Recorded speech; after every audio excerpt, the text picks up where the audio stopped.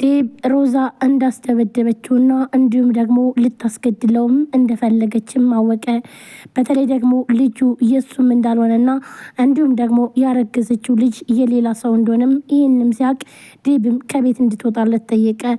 እሷም ደግሞ በፍጹም እዚህ ቤት አልወጣም ትላለች። እናም ልጄ ጎዳና ላይ አወርቅም በማለት ዴብም በጣም ተናዶ እስከዛሬ ድረስ የኔ ልጅ መስሎኝ ነው እንጂ ይህ ልጅ የኔ አይደለም በማለት እንግዲህ ሮዛን ከቤት እንድትወጣ አድርጓታል። በተለይ ደግሞ እናቷ ያለችበት ቤትም እንዲሁም የሱ እንደሆነና እንዲሁም ደግሞ እንዲወጡም ያደርጋል። ሮዛም በጣም ጨነቃትኝ።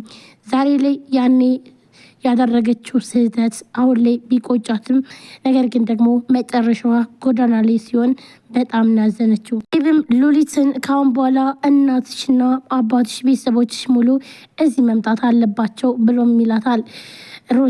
ሮዛ ተደብቃም እያዳመጠች ነበር። እናም ይህን ነገር ደግሞ በፍጹም መሆን የለበትም በማለት ሉሊትም ትመልስለታለች። አዎ አሁን ላይ አንቺ እዚህ ቦታ ላይ ሆነሽ ተሳቀሽ እየኖርሽ ነው፣ እነሱም ደግሞ እየተሳቀቁ መኖር የለባቸውም፣ እናም መምጣት አለባቸው በማለት ግን እኮ አባቴ በማለት ትመልስለታለች። ሂዋንና ዴብ አሁን ላይ በጣም ሂዋን ማለትም በጣም ደስ ብሏታል። ዴብ እንደሚያፈቅራትና እንዲሁም ደግሞ በተለይ ሂዋኔ ብሎ ሲጠራትኝ ሂዋን በጣም ነበር ደስ ያለት። ይህን ነገር ማመን አልቻለችም። እናም እስኪ ባክን ደግመ ጥራኝ በማለት ዴብ እንደሚወዳትና እንዲሁም ደግሞ እንደሚያፈቅራት በሷም ደግሞ መቼም ተስፋ እንዳይቆርጥና እንዲሁም አብረው እንደሚሆንም ይነግራታል። ሂዋን በጣም ደስ ይላታል። መጀመሪያም የመጣችበት ዴብን ለራሷ ለማድረግና እንዲሁም ሮዛ ጓደኛዋ የገንዘብ እናቷ በመደወል ምን አዲስ ነገር አለ ብላም ትጠይቃታለች። በቃ ምንም የለም ገና ነው በማለት ይኸውልሽ እኔ ካሁን በኋላ በአንቺ የተነሳ ጎዳና ላይ መውደቅ አልፈልግም። እንዴት ነው በስተርጅና እኔ ጎዳና የምወድቀው ትላታለች። እንግዲህ የሚቻለኝን ያክል እያደረግኩ ነው፣ እኔ ምን ማድረግ አለብኝ ብላ ሮዛን በጣም ተናዳ ትነግራታለች። እናቷም ይኸውልሽ አንቺ ስትንከረፈፊ ነው እንደዚህ እዚህ ውስጥ ያደረግሽኝ። እናም መቼም ቢሆን የምትወልጂው ልጅ ራሱ እናቴ በእኔ ምክንያት ጎዳና ወጥታ ነው፣ እናም ይህ ራሷን ያጠፋች ብለሽ ትነግሪዋለሽ በማለት እናቷ በጣም ተናዳም ትላታለች። ሮዛም በጣም ትናደድና እኔ ምን ማድረግ አለብኝ? የምችለውን ነገር አደርጋለሁ፣ ግን እኮ የሆነ ነገር አለ ብለሽ ነበረ፣ እንዴት ያ ምን ላይ ደረሰ ስትላትኝ አልተሳካልኝም፣ ያም ያሰብኩት ነገር ከሽፏል ትላታለች። በቀርማ አንቺ ድሮስ ሰው ነሽ እንዴ? አንቺ ድሮም ልታስተካክል ነው በማለት እንግዲህ የሮዛ እናት በጣም ሮዛን ትሰድባታለች። ሮዛም ዴብን እናቴን እስከ መቼ ድረስ ነው እዛ ቤት የምታቆያትኝ ብላም ትለዋለች። ያለያ ግን ደግሞ ማረፊያዋን እንድትፈልግ ንገረኝ ስትለውም እኔ ቤቱን በፈለኩበት ሰዓት ነገም ከነገ ወዲያም የዛሬ ዓመትም ሊሆን ይችላል ብቻ ደስ ያለኝ ቀን ማስወጣት እችላለሁ፣ ግን ይህንን ማወቅ አለብሽ ይላታል። ይህ ነው ብለህ ንገረኝ ስትለው አላቅም ቀኑን፣ ነገር ግን ደስ ባሌ ሰዓት አሁንም ማስወጣት እችላለሁ በማለት ሲነግራትኝ ይህን ደግሞ በጣም ያበሳጫታል። በተለይ ደግሞ ይህን የቤት ነው ብላ እስከዛሬ ድረስ ኖር የነበረውና እንዲሁም ደግሞ ዴብ እንዳጭበረበራ ስታቅ በጣም ነበር የተበሳጨችው። ሮዛም ዴብን እንዲገሉትኝ ብትልክም ነገር ግን ደግሞ ነገር ሁሉ አልተሳካላትም። በአንቴኑ ስላተረፈውም በጣም ተናዳለች።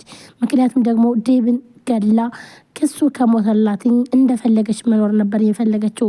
ነገር ግን በፍጹም ያ ነገር አልተሳካላትም።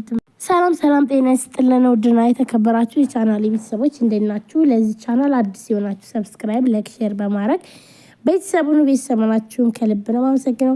ውድ ቤተሰቦች ዛሬም በአዲስ ቪዲዮ መጥቻለሁ። ትንሿ ሙሽራ ቀጣይ ክፍል ይዤላችሁ መጥቻለሁ። ሁላችሁም ቪዲዮ ላይክ፣ ሼር፣ ሰብስክራይብ እያደረጋችሁ ስለምታበረታቱኝ ከልብ አመሰግናለሁ። ውድ ቤተሰቦች እንግዲህ ላይክ አድርጉ፣ እንዲሁም ሰብስክራይብ እያደረጋችሁ አበረታቱኝ። እንዲሁም ደግሞ ሀሳብ አስተያየታችሁን ኮሜንት ላይ አስቀምጡልኝ።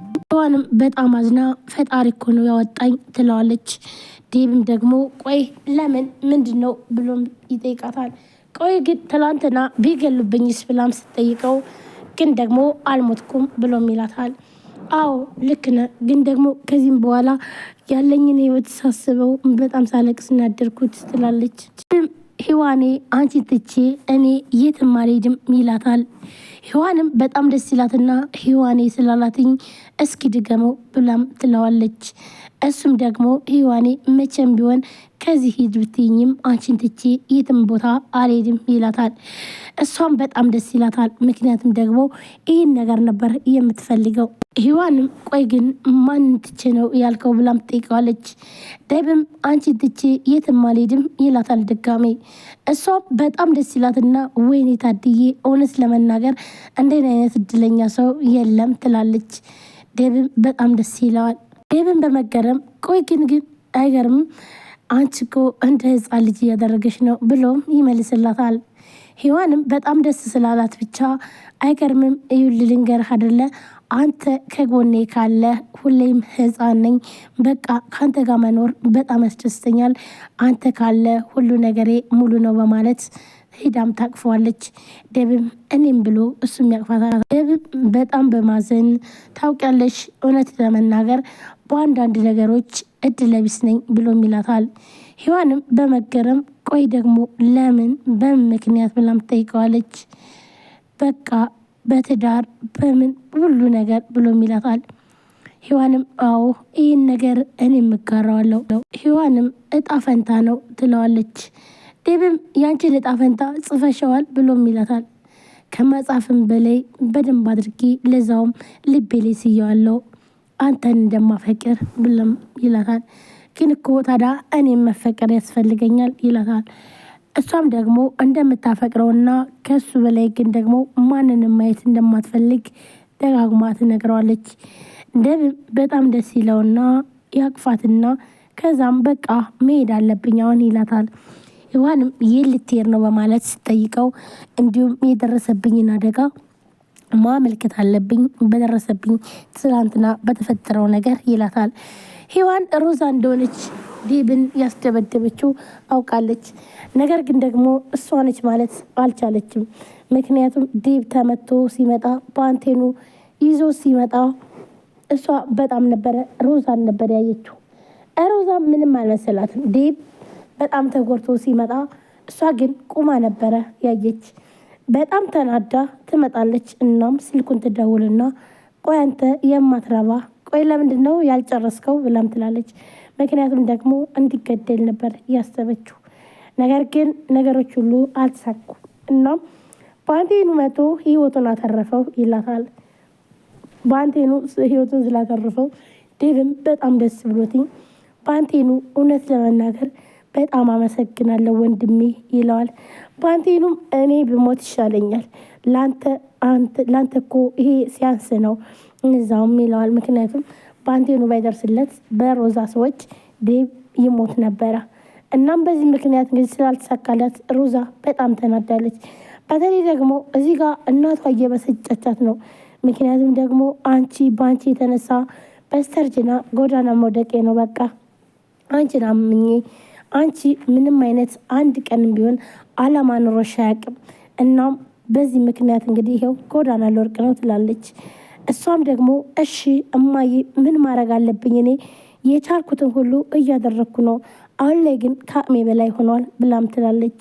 ለራሴ እስከነ ልጄ ጎዳና ሊወጣ ነው ትላለች።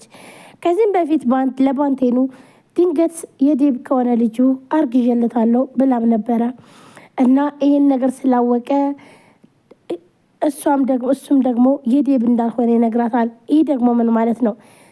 ካስታወች ከዚህ